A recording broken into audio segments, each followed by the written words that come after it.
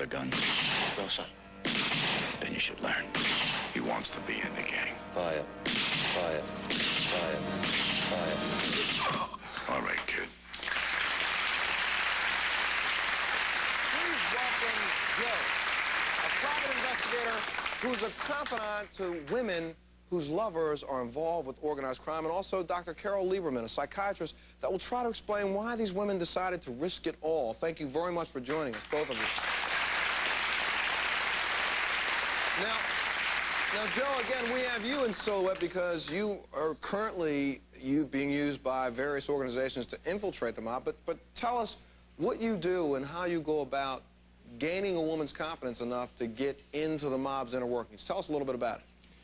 Well, basically, what happens is that you'll begin to associate with these people in bars, restaurants, and that sort of thing, and you make acquaintances and you gain their trust, and then they introduce you to an underling who introduces you to another person, and before you know it, you're inside.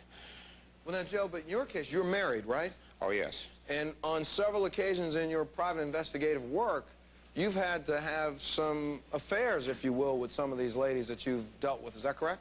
Well, life's tough, Montel, you know. Depends on who's sitting where. I mean, but what is does your wife know what you do? Oh, yeah, she knows what I do, but I'm quite sure she doesn't know the extent of what I do, if you know She knows now, Joe. But now, looking at this, I mean, you obviously get paid a lot of money to do this. Well, I get paid reasonably from various law enforcement agencies, but if you want the honest truth, the mob pays better. And money that I'm paid once I'm working within organized crime is usually far exceeding what I get for compensation from any of the law enforcement agencies. Do you get to keep that money? Well, you don't get to keep it as such, like bring it home and put it in the bank, but you sure get to spend it. Oh, and you get to keep the things that you buy with it. Well, you don't buy things, but you do a lot of whining and dining and, you know, traveling, jetting around, entertaining. You know, you may buy a car, but it's not going to be a new one. It'll be a used one because you're going to pay cash. You're not going to take a loan on it.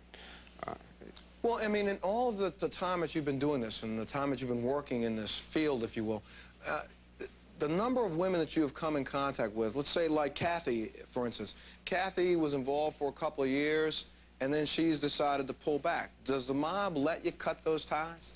As a rule, they usually do, because it's been my experience that they very seldom let a person who's on the peripheral edges of organized crime like that be privy to any sort of information which could be detrimental to them.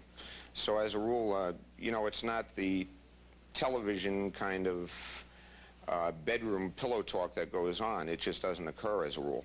I saw something in some of the information that they provided me on you, Joe, that said, you know, what we have been seeing in movies like Goodfellas and some of the movies that have been out recently is really how it is. Is that correct? Did you yeah, that is correct. It's not real. It's all Hollywooded up, and the problem is that in order to sell a story like that, you really have to dramatize everything. But in some instances, it's a lot more ruthless than it is in the Hollywood productions, and in other instances, it's a lot more sensitive, in particular with the women. I find that they treat their women fairly well. As you know, wife battering and woman battering is one of the highest unreported crimes in the country. But you'll find no more of that, and probably less of that within organized crime than you do in the general population. Well, or anyone else that knows about the other ethnic mafias, such as Irish or Jewish. Have you ever come into contact with any of those, or Joe, are you investigating any of those? Or the new Asian mafia? Joe, what do you think? In New York, the Westies on the west side of Manhattan are an Irish mob, and they're one of the most ruthless mobs in New York. They had a guy named Featherstone who went on to the Witness Protection Program in 1978, and he was notorious for killing people and chopping them up with a turkey carving knife. And then he took the one guy and put his hands in the freezer and froze him, and the next 3 people he killed, he used those hands to put the dead fingerprints on the murder weapon. So, I mean, they are one of the most ruthless in New York. Okay, well, we've got to take a break. We'll be back right after this. It is.